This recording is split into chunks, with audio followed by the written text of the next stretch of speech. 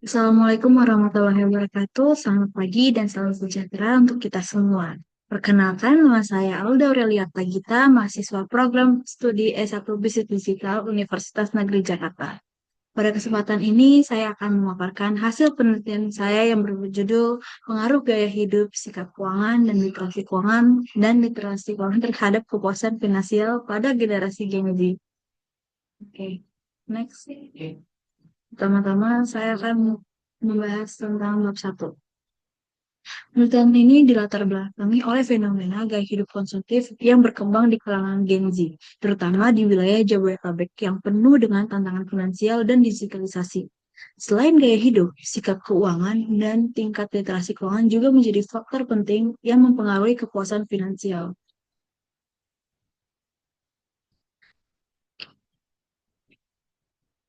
Tujuan penelitian ini adalah untuk menganalisis pengaruh antara sikap keuangan terhadap gaya hidup dan literasi keuangan, serta bagaimana gaya hidup dan literasi keuangan mempengaruhi kepuasan finansial Gen Z.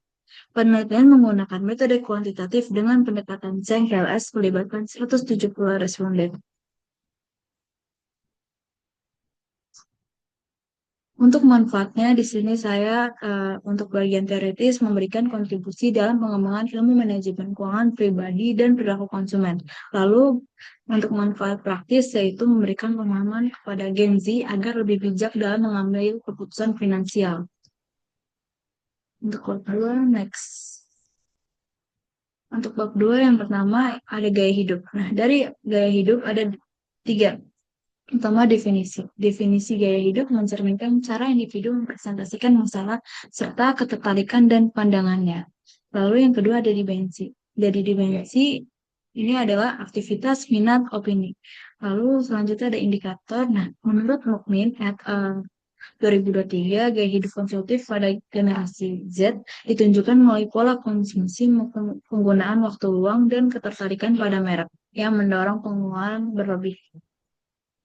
Lalu ada sikap keuangan. Di sini ada tiga definisi, dimensi, dan indikator. Definisi dari sikap keuangan adalah sikap keuangan merupakan bentuk persepsi individu terhadap pentingnya keterlibatan dalam aktivitas-aktivitas yang berkaitan dengan keuangan.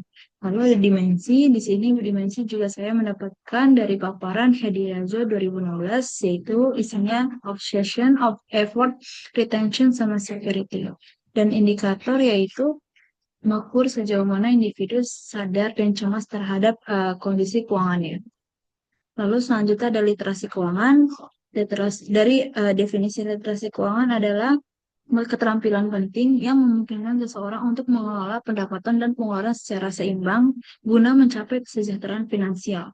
Lalu dimensinya saya mendapatkan paparan dari Humaydi 2020, yaitu yang pertama ada pengetahuan keuangan dasar, sikap keuangan, lalu keterampilan dalam pengambilan keputusan.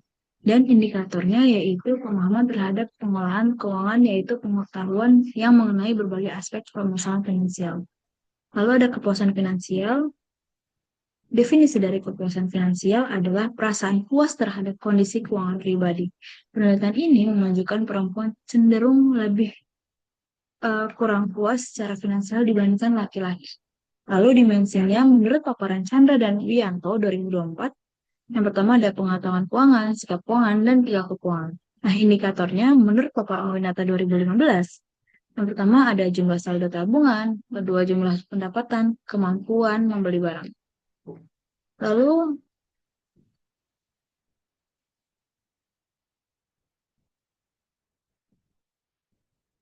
Lalu di sini ada hipotesis. Hipotesis saya yaitu ada dari Fatimah dan Fatih ini 2023 menyebutkan bahwa gaya hidup seseorang berkaitan dengan erat dengan sikap dan perilaku keuangan yang dimilikinya.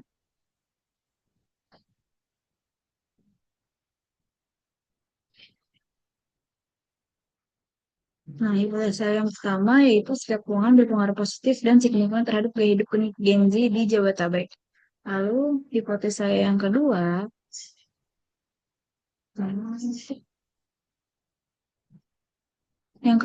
ada sikap keuangan berpengaruh positif dan signifikan terhadap literasi keuangan Gen Z di Jabodetabek. Hipotesis yang ketiga, Ada gaya hidup berpengaruh positif dan signifikan terhadap kepuasan finansial Gen Z di Jabodetabek. Lalu hipotesis yang keempat, literasi keuangan berpengaruh positif dan signifikan terhadap kepuasan finansial Gen Z di Jabodetabek. Nah, berikut kerangka konseptual saya. Lanjut di bab 3, metode penelitian. Nah, waktu dan tempat. Saya menyebarkan kuesioner dari bulan Mei sampai Juni 2025. Lokasinya itu di Jabodetabek. Lalu metode dan sumbernya itu saya menggunakan kuantitatif data primer. Lalu instrumennya itu kuesioner skala Likert 5. Dan populasi sampelnya yaitu Gen Z sekitar usia 18 sampai 27 tahun.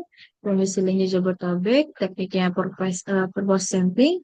Terus jumlah responden yang target responden itu sekitar 170-an.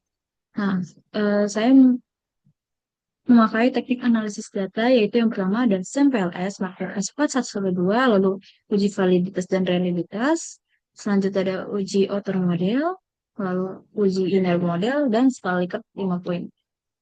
Lanjut bab 4. Nah, dari bab 4 ini ada deskripsi data dan karakteristik responden.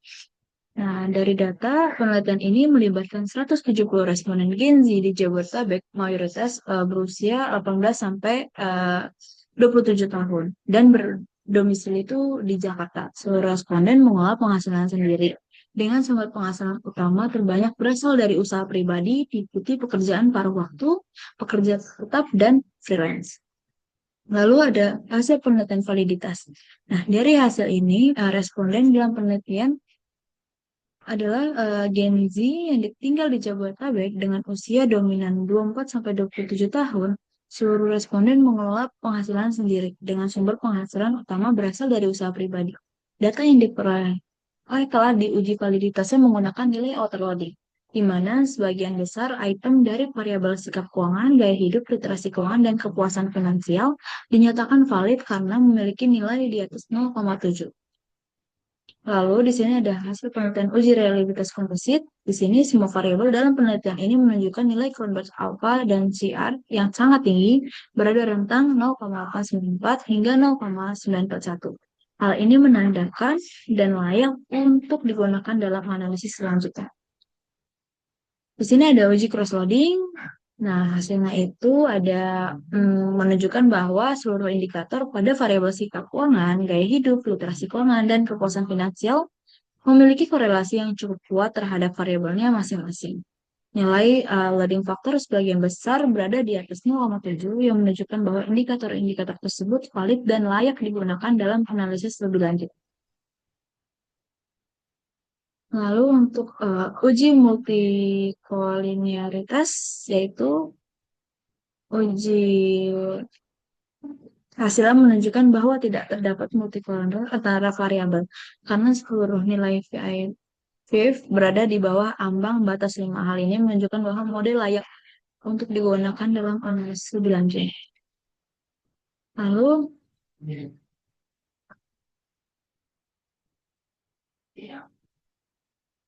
Lalu ada koefisien determinasi atau R-square, yaitu menunjukkan bahwa variabel gaya hidup memiliki R kuadrat sebesar 0,794, literasi keuangan sebesar 0,770, dan kepuasan finansial sebesar 0,889. Nilai ini mengindikasi bahwa model memiliki kekuatan prediktif yang sangat baik, terutama dalam menjelaskan variabel kepuasan finansial, yaitu uji R-square atau efek ukuran dari tabel di atas. Pengaruh sikap keuangan terhadap gaya hidup dan literasi keuangan menunjukkan efek besar, sementara pengaruh gaya hidup terhadap kepuasan finansial menunjukkan efek sedang, dan literasi terhadap kepuasan finansial menunjukkan efek besar. Hal ini menandakan bahwa semua jalur dalam model memberikan kontribusi yang signifikan terhadap variabel yang dipengaruhinya. Lalu di sini ada uji hipotesis. Nah, dari hasil uji ini hubungan antara variabel menunjukkan bahwa seluruh jalur memiliki pengaruh signifikan terhadap P 0,05. Jalur XY1 dan XY2 memiliki pengaruh paling kuat, yaitu hal ini tersebut signifikan secara statistik.